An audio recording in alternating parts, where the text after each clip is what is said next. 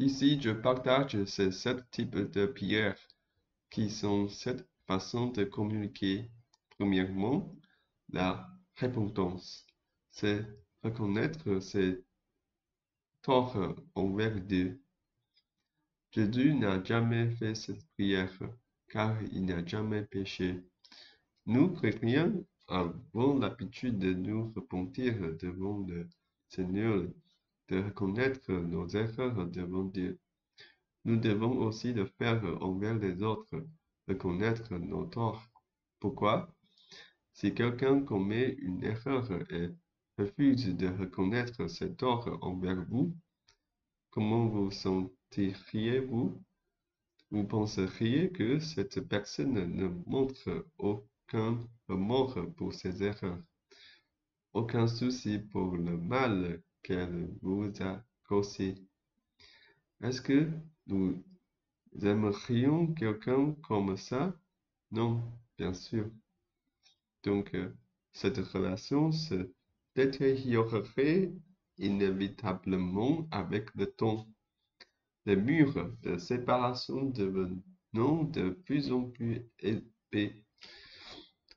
Nous ne voudrions plus nous approcher de cette personne. Donc, dès que nous découvrons que nous avons tort, que nous avons blessé quelqu'un intentionnellement ou non, nous devons immédiatement reconnaître nos torts. Si une personne, quelquefois qu'elle commet une erreur, vient vous en parler, même si vous ne l'avez peut-être pas remarqué, que ressentiriez-vous? Mais si un jour elle commet une erreur et vous blesse sans reconnaître ses torts, comment vous sentiriez-vous?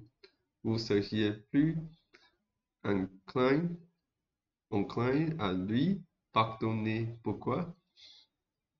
Parce que vous savez que ce n'était pas intentionnel, parce qu'elle a toujours reconnu ses erreurs passées, même celles qui ont causé plus de tort, et elle a même essayé de les réparer. Mais cette fois, elle ne l'a pas fait. Qu'est-ce que cela signifie? Cela signifie qu'elle n'a pas réalisé cette erreur. Elle ne savait vraiment pas. Alors, vous vous dites, ce n'est pas grave. Oublions. Donc, reconnaître ses torts est la première méthode importante de communication dans une relation interpersonnelle. Le deuxième point concerne la gratitude. Comme le Seigneur Jésus l'a également exprimé dans la Bible en remerciant Dieu. Père, Seigneur du ciel et de la terre, je te remercie. De même, nous devons exprimer notre gratitude envers les autres lorsque quelqu'un fait quelque chose de bien pour nous, nous aide. Pourquoi est-ce si important? Si nous envisageons, si, si nous envisageons la situation inverse, si une personne ne montre aucune gratitude envers les efforts des autres, par exemple, si une mère prépare régulièrement des repas pour sa famille et que ses enfants ne montrent aucune reconnaissance, elle pourrait se sentir épuisée en se disant, le travail dure, je fais beaucoup d'efforts, mais mes enfants ne semblent pas s'en soucier. Elle pourrait alors décider d'arrêter de cuisiner. Si en plus elle se fait critiquer sur la qualité de ses plats, elle arrêtera sûrement encore plus rapidement. En revanche, si nous exprimons notre gratitude, la personne qui fait quelque chose pour nous se sentira valorisée et appréciée. Elle se dira que ses efforts sont remarqués et nécessaires, ce qui la motivera à continuer et même à en faire davantage. Surtout, il est important de souligner que bien souvent, nos parents ne demandent rien en retour pour tout ce qu'ils font pour nous. Donc, simplement exprimer notre gratitude est une façon de les reconnaître et de les apprécier. Le troisième type de prière est la louange. La louange, c'est lorsque vous voyez quelqu'un faire quelque chose de bien, même si ce n'est pas nécessairement pour vous, mais que vous reconnaissiez que c'est une action louable, méritant d'être encouragé et félicité. Alors vous le louez. Le Seigneur de Jésus louait souvent Dieu. Il disait, Père, Seigneur du ciel et de la terre, je te loue de ce que tu as caché ces choses aux sages et aux intelligents, et de ce que tu les as révélées aux enfants. C'est là une prière de louange, et nous devrions également louer régulièrement. Par exemple, si votre fils aide le voisin à sortir les poubelles, non pas pour votre maison, mais pour celle du voisin, que devriez-vous dire? Devriez-vous le réprimander? Si vous le faites, il pourrait décider de ne plus jamais aider les autres en disant, je n'aiderai plus jamais personne à sortir les poubelles si c'est pour être réprimandé. Mais si vous le félicitez, si vous le louez en lui disant, mon fils, je trouve que tu fais preuve d'une grande générosité en aidant les autres. Je suis fier de toi parce que vous reconnaissez son acte d'entraide. Il sera plus motivé à continuer. Et parce qu'il reçoit votre approbation, votre relation avec lui sera également renforcée. Les gens aiment être reconnus et félicités. Ils aiment être en compagnie de ceux qui les reconnaissent et les apprécient. Cela renforce les relations. C'est là le pouvoir de la prière de louange. Ensuite, le quatrième point est l'obéissance. Le Seigneur de Jésus lui-même a obéi à son Père céleste, comme il est écrit dans la Bible qu'il a obéi jusqu'à la mort. Même la mort sur la croix, il a totalement obéi aux exigences de son Père céleste. De même, dans nos relations interpersonnelles, si quelqu'un nous fait une demande, nous devons évaluer deux choses. Premièrement, est-ce une demande raisonnable? Qu'est-ce qui est raisonnable?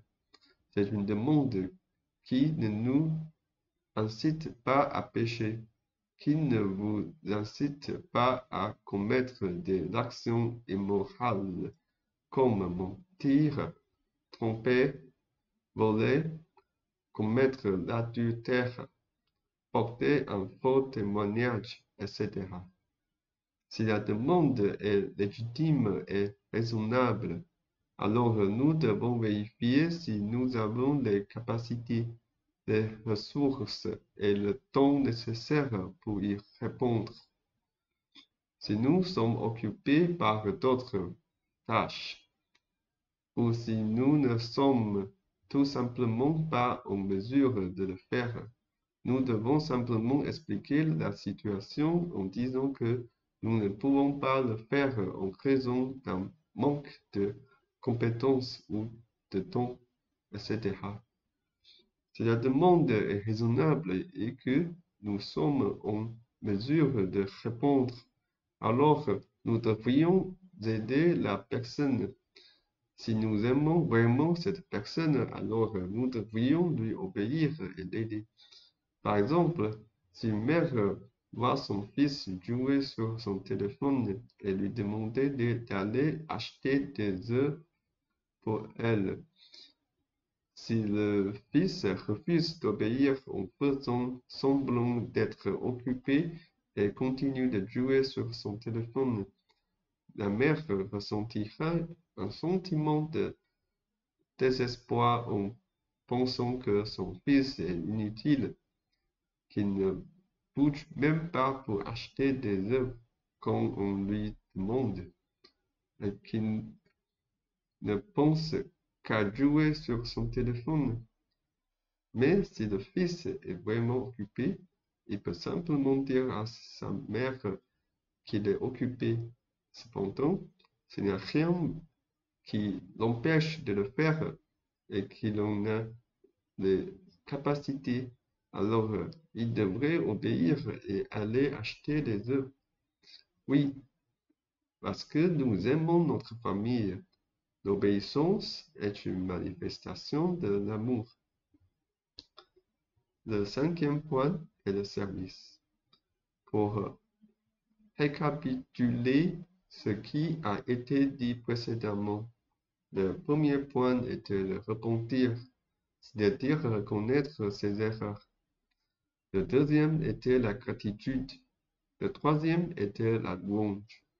Le quatrième était l'obéissance. Le cinquième est le service. Les points clés de ces 7 types de prières sont au nombre de 2. Le premier point clé est d'être immédiat, c'est-à-dire plus vous avisez tôt, meilleur est l'effet. Par exemple, avec la gratitude, si vous dites à votre mère qu'un poisson qu'elle a cuisiné il y a un an était délicieux, elle pourrait répondre par un simple merci, mais en se demandant pourquoi vous lui en parlez seulement maintenant. Si votre louange est exprimée immédiatement après l'avoir mangé, elle aura un meilleur effet. Le deuxième point clé est la sincérité. Si nos prières et nos communications ne sont pas sincères, l'autre personne le remarquera. Que ce soit votre gratitude, votre louange ou votre repentir, si ce n'est pas sincère, l'autre personne le détectera facilement car les gens sont très sensibles. Ainsi, c'est ce type de prière, c'est cette façon de communiquer exige d'être sincère et immédiat. D'accord. Le cinquième type de prière dont nous parlons maintenant est le service. L'obéissance consiste à répondre à la demande de l'autre en lui rendant service. Le service, en revanche, c'est lorsque l'autre ne vous demande rien, mais que vous remarquez de manière proactive ses besoins et que vous agissez en conséquence. Vous lui demandez s'il a besoin d'aide et si c'est le cas, vous lui apportez votre aide. C'est ce qu'on appelle le service. C'est agir de manière proactive. Le Seigneur Jésus a dit, le Fils de l'homme est venu non pour être servi, mais pour servir et donner sa vie en rançon pour plusieurs. Son but était de servir les autres, pas d'être servi. Nous devrions agir de la même manière. Par exemple, lorsque nous voyons un collègue transporter des objets lourds, nous allons lui demander s'il a besoin d'aide. S'il répond positivement, nous lui apportons notre aide. Cela renforce notre relation avec ce collègue. En revanche, si nous ignorons simplement ses besoins sans lui offrir notre aide, notre relation ne s'améliorera pas. Ainsi, le service est également très important. Ensuite, le sixième point est d'exprimer ses besoins. C'est quelque chose que beaucoup de gens, en particulier dans la culture chinoise, ne font pas très bien. Beaucoup de parents chinois espèrent que leurs enfants réussiront à l'école, mais ils ne le disent pas souvent. Ils attendent que leurs enfants échouent au examen pour les réprimander, ce qui fait que les enfants se sentent dépassés, car ils ne connaissent pas les attentes de leurs parents. Lorsque nous exprimons nos besoins, nous devons également être attentifs à certains points. Dans la Bible, le Seigneur Jésus a exprimé ses besoins. Par exemple, la nuit précédant sa crucifixion dans le jardin de Gethsemane, il a prié en disant, Père, si tu le veux, éloigne de moi cette coupe. Toutefois, que ma volonté ne se fasse pas, mais la tienne. Le Seigneur Jésus ne voulait pas être crucifié. Il a donc demandé à Dieu de lui épargner cette souffrance. Cependant, ce qui est important ici, c'est d'avoir la bonne attitude. Le Seigneur Jésus a dit, toutefois que ma volonté ne se fasse pas, mais la tienne. Nous devons exprimer nos besoins en tenant compte des souhaits de l'autre personne, pas uniquement des nôtres. Nous devons communiquer nos besoins clairement à l'autre partie. Par exemple, dans un mariage, si vous avez besoin que votre conjoint fasse quelque chose pour vous, dites-le lui directement au lieu de le laisser deviner, car personne ne peut lire dans vos pensées. Dites-lui simplement ce dont vous avez besoin. Cependant, nous devons garder à l'esprit d'avoir la bonne attitude, comme l'a souligné le Seigneur Jésus en disant, toutefois, que ma volonté ne se fasse pas, mais la tienne. Nous devons être prêts à accepter que l'autre personne puisse ne pas être en mesure de répondre à nos besoins. Il se peut qu'elle n'ait pas la capacité nécessaire, ce qu'elles sont limitées par le temps ou d'autres difficultés que nous ne connaissons pas.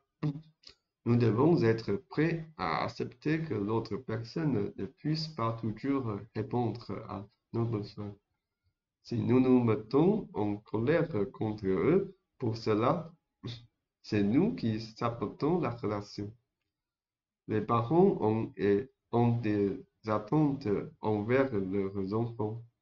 Ils peuvent dire à leurs enfants, je souhaite que tu sois le premier à l'examen ou je veux que tu obtiennes 18 sur 20 à l'examen. Mais est-ce que chaque enfant peut obtenir 18 sur 20 à l'examen? Ce n'est pas toujours le cas, car tous les enfants n'ont pas les mêmes aptitudes pour l'étudier, même s'ils savent que c'est ce que leurs parents attendent d'eux. Ils peuvent ne pas être en mesure de réaliser ces attentes. Parfois, ils ont les capacités nécessaires et sont doués pour les études, mais il y a des facteurs, des chances impliquées dans les examens. Ils peuvent être malades ce jour-là, avoir une rhume ou une diarrhée, ou peut-être n'ont-ils pas bien dormi la veille. Il y a toujours un élément de chance dans les examens. Les questions peuvent être difficiles ou inattendues et l'enfant peut ne pas être préparé à certains aspects de l'examen. Les enfants font de leur mieux pour répondre aux attentes de leurs parents parce qu'ils les aiment. S'ils savent que vous attendez d'eux qu'ils réussissent, à l'examen. Ils travailleront vers ces objectifs. Mais s'ils n'y parviennent pas, nous ne devrions pas être trop durs avec eux. Si nous nous mettons en colère à cause de cela, nous risquons de compromettre notre relation parent-enfant. Ainsi, avoir la bonne attitude dans l'expression de nos besoins est également très important. Le septième point que j'ai réalisé plus tard est l'écoute. Les 6 premiers points sont toutes des actions que nous devons entreprendre, des moyens de communiquer, mais dans toute communication, il y a celui qui parle et celui qui écoute. Le septième point est donc l'écoute. Écouter la voix de Dieu, écoute ses commandements. L'écoute signifie l'humilité, en fait. C'est être humble. L'humilité signifie être capable d'écouter ce que les autres disent. Ne pas pouvoir écouter ce que les autres disent est le contraire de l'humilité. Et ne pas être humble peut sérieusement en travers la communication. Par exemple, si un supérieur hiérarchique rejette toujours les opinions des autres, celles de ses subordonnés, en pensant que ce sont des opinions de novices, des opinions d'enfants, en disant « Tu ne comprends pas, tu n'as pas d'expérience ». Si c'est toujours ainsi, que se passera-t-il si vous êtes un subordonné avec le temps? Auriez-vous envie de continuer à donner des suggestions à un tel supérieur? Non, vous ne le feriez pas. Il vous rejette toujours. Peu importe ce que vous dites. Il dit toujours, oh, c'est une opinion de novice, une opinion d'enfant. Avec le temps, les subordonnés arrêtent de parler. Et si on arrête de parler, qu'est-ce que cela signifie? Cela signifie qu'il n'y a plus de communication dans la relation. C'est le plus grave, car cela signifie qu'il n'y a plus de communication du tout. C'est le moyen le plus rapide de détériorer une relation, car la communication est complètement coupée. Donc, être humble signifie être capable d'écouter, mais cela ne signifie pas que nous devons faire tout ce que les autres disent.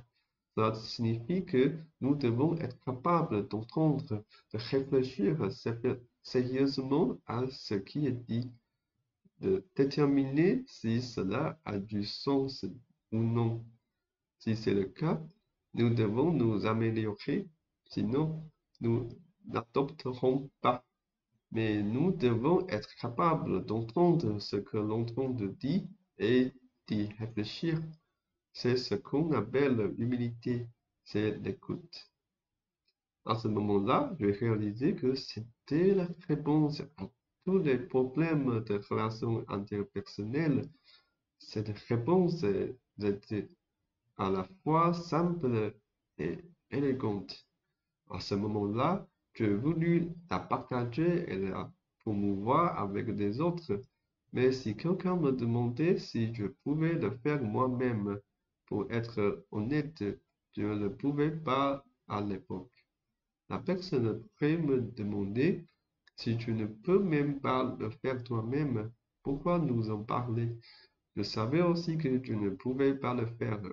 Je ne pouvais pas être humble, je ne pouvais pas reconnaître mes erreurs, je ne pouvais pas exprimer ma gratitude, je ne pouvais pas exprimer mes besoins, je ne pouvais pas servir. J'étais paresseux, je ne voulais pas obéir, alors que faire? J'ai donc pensé à commencer par m'entraîner moi-même. Si je pouvais y arriver, alors je pourrais le partager avec les autres. Au départ, Je voulais trouver des frères et sœurs de l'église pour m'entraîner, mais il était déjà très tard à ce moment-là. Alors, je pensais que je commencerais par m'entraîner devant Dieu. Puis, j'imagine- j'imaginerais mes proches amis et membres de ma famille en face de moi et je m'entraînerais en les imaginant. J'ai donc pris les 6 types de prières que je voulais adresser à Dieu, à savoir la confession, la gratitude, la louange, l'obéissance, le service et l'expression des besoins. J'écris un sujet de prière pour chacun d'eux, que ce soit ce pour quoi je voulais louer, ce que quoi je voulais m'excuser, et ainsi de suite. J'ai également écrit sérieusement à propos des choses pour lesquelles je voulais m'excuser, exprimer ma gratitude, louer, exprimer mes besoins, servir et obéir à mes parents, ma famille et mes amis. Après avoir tout écrit, j'ai commencé à m'entraîner avec Dieu en primaire. En premier, c'était plus facile avec Dieu. Tout d'abord, je priais silencieusement dans mon cœur, sans parler, puis je priais à voix haute. Parce que parler à voix haute était plus difficile. Je d'abord priais silencieusement dans mon cœur, une fois pour chacune des 6 prières. Puis je répétais à voix haute, 6 fois également. Ensuite, j'ai imaginé que mes parents étaient en face de moi, ainsi que ma sœur et mon frère. Dans mon esprit, je les ai vus se tenir en face de moi, puis j'ai prié silencieusement dans mon cœur. Ensuite, je parlais à voix haute, donc encore 6 fois chacun, ce qui fait un total de 24 prières. Quelque chose d'extraordinaire s'est produit. Au milieu de ma poitrine, une porte s'est ouverte. Un flux de chaleur est monté de ma poitrine à travers tout mon corps. J'ai donc appelé cette porte la porte de l'amour. Quand j'ai regardé ma poitrine, à ce moment-là, je n'ai rien vu d'ouvert, mais je savais que quelque chose s'était ouvert. J'ai ressenti ce flux de chaleur, même s'il n'était pas visible. Cette expérience a été très bouleversante. Pourquoi? Parce que j'ai réalisé que je pouvais maintenant aimer. Auparavant, j'avais un cœur d'aimant, mais je n'avais pas la capacité d'aimer. Par exemple, lorsque j'étais à l'université, j'avais convenu avec un ami que si l'un de nous réussissait et gagnait assez d'argent, nous quitterions tous les deux notre travail pour nous consacrer à l'éducation des enfants dans des régions reculées. Mais en réalité, quelle était ma véritable intention à l'époque? Je pensais vraiment que si je gagnais beaucoup d'argent et réussissais, je payerais quelqu'un d'autre pour enseigner. Pourquoi? Parce que je savais que je n'avais pas la capacité d'aimer. Je ne pouvais pas interagir avec des enfants. Je ne pouvais pas leur enseigner. Mais après l'ouverture de la porte de l'amour, j'ai découvert que j'avais maintenant la capacité d'aimer. Pendant mes années de collège et de lycée, j'ai réalisé que j'avais ce problème et j'ai également constaté que c'était un problème très sérieux.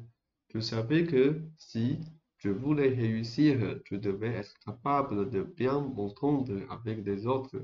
Mais j'ai découvert que j'avais ce blocage dans mes relations interpersonnelles, que je ne pouvais pas bien m'entendre avec les gens.